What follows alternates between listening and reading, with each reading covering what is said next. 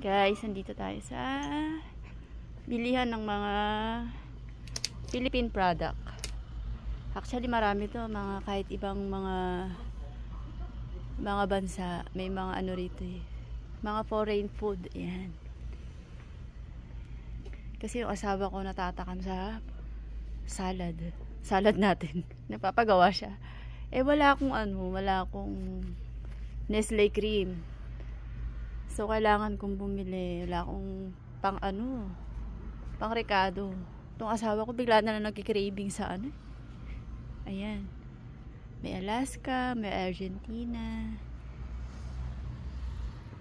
Pancit Canton, yan. Pag naimbis mo kumain ng pagkain natin, punta ka lang dito.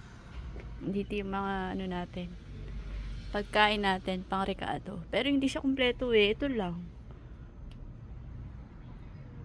Ayan. Kailangan ko ng Nestle cream para sa salad. Papagawa kasi yung asawa ko eh. So, bibili tayo. Ayan. Tapos guys, wala siyang mga price, no? Mabibigla ka na lang. Kuha ka na kuha pag nasa counter ka na. Mahal yung bill mo.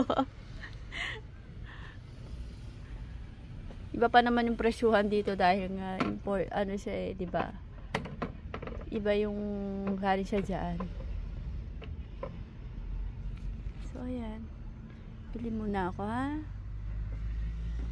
Pinakita ko lang sa inyo. Ayan, ayan, tagay na oh, Alfonso.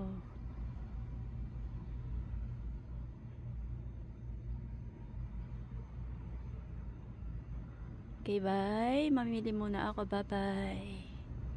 Bye-bye.